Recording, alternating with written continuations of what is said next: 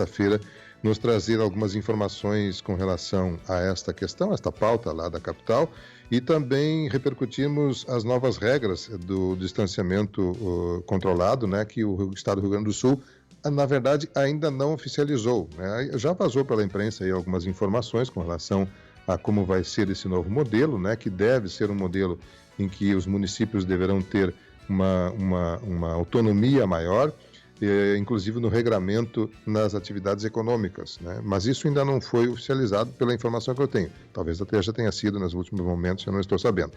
Bom, a convite desta pauta, o prefeito confirmou a entrevista para sexta-feira às 9 horas.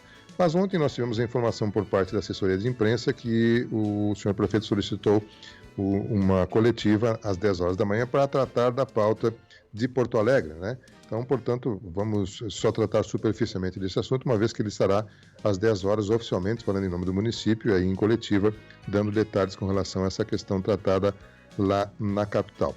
Uma delas, ele já distribuiu, né? Ele passou um vídeo que chegou até nós também e a sociedade como um todo, através das plataformas digitais, já antecipando essa questão, que é a consolidação do retorno da Coordenadoria de Cruz Alta de Saúde para Santa Maria, né? Os demais temas aí o prefeito estará tratando então na coletiva. Mas, em primeiro lugar, prefeito, obrigado pela sua atenção, a gentileza de atender o nosso convite, estar aqui junto conosco. Me parece que foi bem frutífera a sua viagem a Porto Alegre, o senhor vai detalhá-la mais agora às 10 horas, mas um tema o senhor já antecipou à nossa sociedade, essa troca da coordenadoria de Cruz Alta para Santa Maria, que era um desejo já de vários anos, né, do gestor anterior, inclusive, por muitos anos, e o seu, desde o início do seu mandato, o senhor manifestou. Satisfeito com o resultado, prefeito? Bom dia, Gustavo. Bom dia, Miguel, bom dia a todos, a toda a nossa querida comunidade, né? Eu cheguei em Porto Alegre a 1h de quarta-feira e saí de Porto Alegre a 1h de quinta. Então, fiquei 24 horas em Porto Alegre, né? Dessas 24 horas, eu diria que umas 10 horas úteis, né?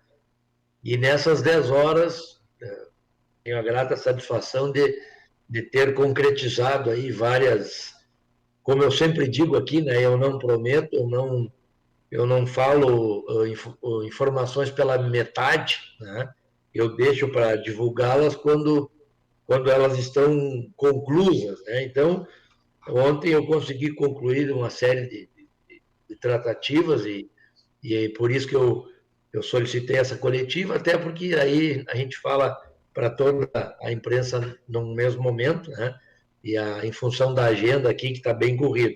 Mas como nós já havíamos nos comprometido, né, com a Rádio Tupã, Clube 1, com a tua empresa, contigo, né? Aí nós temos essa entrevista agora e falando superficialmente, como tu disseste, a respeito da Porto Alegre, mas nós temos, né, também agendado outros assuntos aqui para tratarmos sobre o novo enquadramento, o regramento do governo do Estado para o controle da pandemia, né, e também sobre os nossos novos índices aqui do município, que são um pouco preocupantes, ainda estão sob controle, mas estão preocupando, né? Eu tenho, acho que já podemos entrar direto nessa pauta, né, Miguel? Por favor, fique à vontade. Eu imprimi aqui o gráfico de ontem e de hoje. Ontem nós tínhamos 38 positivos, aliás, anteontem, né? Anteontem 38 positivos, passou para 54. E, ao mesmo tempo, aumentou 16, né, na prática, e aqui diminuiu 30 suspeitos.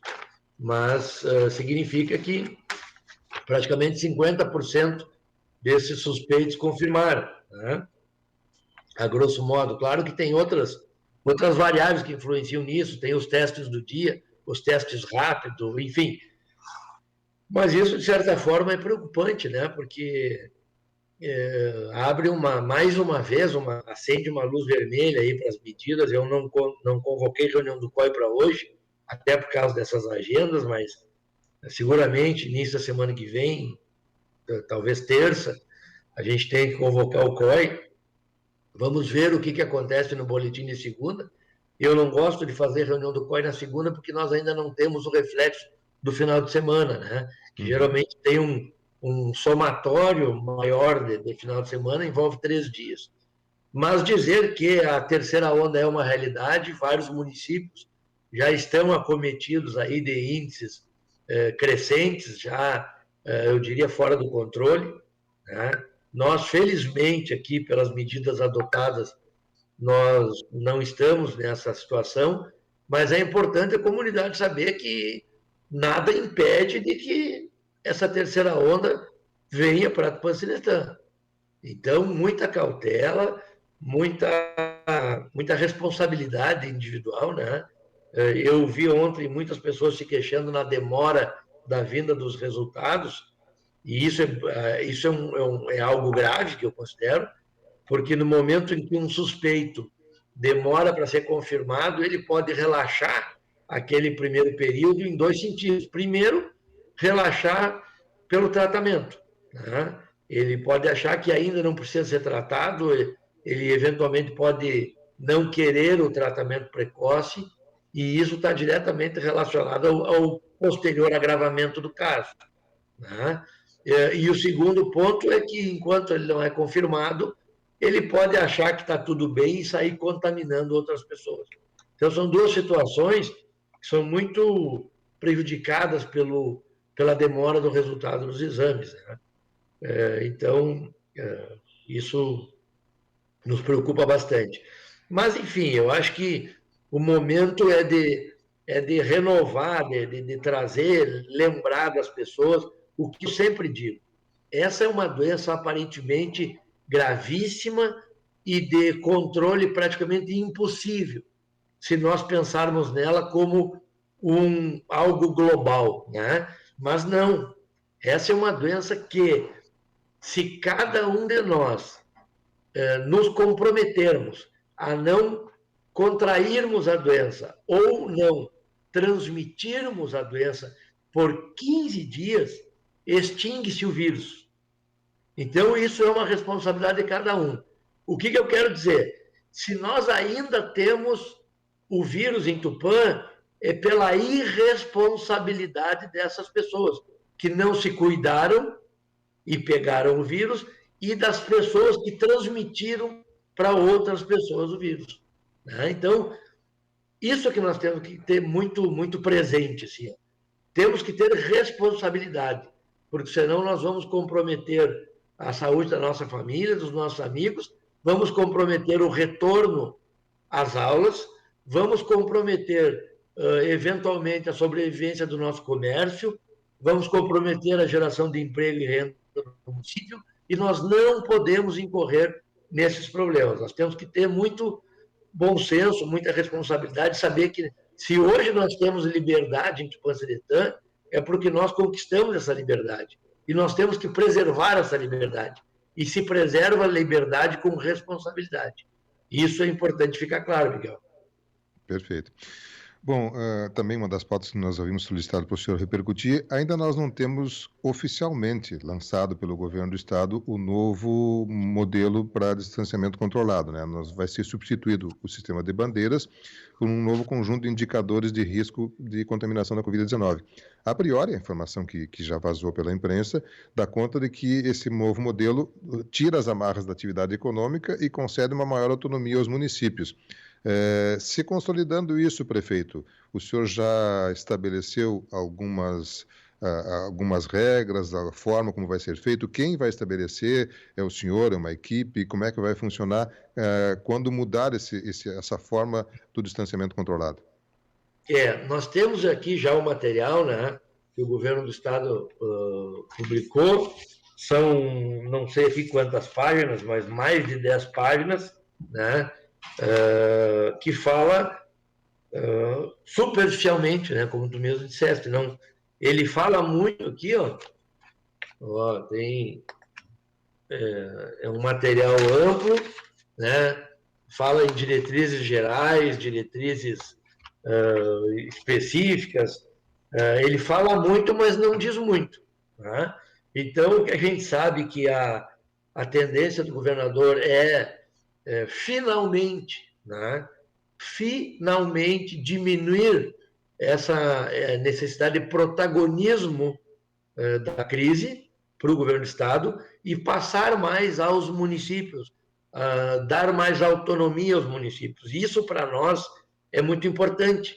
Eu sempre digo aos senhores, na M-Centro existe divergência entre os próprios prefeitos, por quê? Porque a realidade de cada prefeitura é uma. Existem alguns prefeitos que não têm estrutura suficiente de fiscalização ou de recursos humanos, ou até não tem muita coragem para enfrentar essa situação. Esse prefeito prefere que não haja cogestão, ele prefere passar a responsabilidade do controle e enfrentamento da crise para o governador do Estado. Já outros prefeitos que têm a coragem, têm a estrutura, têm recursos humanos, têm fiscalização, esses podem, sim, assumir esse protagonismo, que é o nosso caso, né? Nós podemos tomar as nossas decisões, obviamente, muito responsáveis, né? Muito regradas, e nós já demos muita demonstração disso. Nós temos condições de assumir esse protagonismo e de puxar para nós a responsabilidade.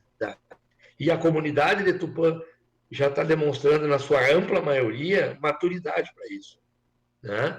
Claro que não na totalidade, porque se fosse a totalidade, nós não teríamos 54 casos hoje, né? Mas, enfim, basicamente o que nós percebemos de mudança é que acaba o sistema de bandeira no Estado e cria-se o sistema de alerta no Estado, né? Agora, como que ele vai fazer isso? Aí ele ficou de publicar ontem, acredito que publique hoje, né? Geralmente até sexta-feira ele toma as medidas aí. E Tupanciretã, prefeito, o senhor já determinou quem estará fazendo, caso o município, né, seja confirmado isso, tenha uma autonomia para fazer esse regramento? Vai ser o COI, vai ser o senhor com seu secretariado, uma coletividade, enfim, quem é que vai fazer o regramento do município de Tupanciretã? Eu, por característica pessoal, eu gosto muito de conversar, de debater, né, de fazer o brainstorm, que nós chamamos, que é a chuva de ideias, porque eu tenho a percepção de que o resultado do debate sempre é mais amadurecido do que uma decisão individual, né? Isso eu trago comigo da vida e tenho trazido isso no meu governo. Eu acho que o debate antes das resoluções ele é muito positivo. E o meu COI é muito sério, ele é um COI muito proativo e é um COI muito qualificado. E nesse COI, todo o meu secretariado faz parte, né? Então, eu acredito que não só nos secretários, mas no próprio COI, essa decisão tem que ser tomada, tem que ser debatida, porque até hoje todas as determinações do COI foram muito positivas, né? Os resultados foram muito bons.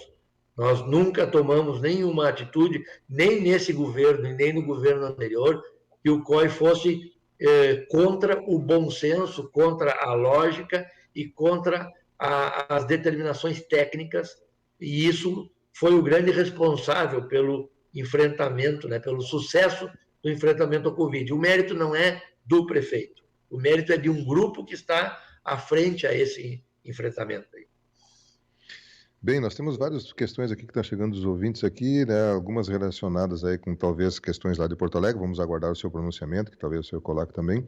Um ouvinte está perguntando aqui sobre o que foi aprovado na Câmara de Vereadores uma flexibilização no pagamento do IPTU e que deverá ser enviado ao Executivo para uma possível aprovação ou não.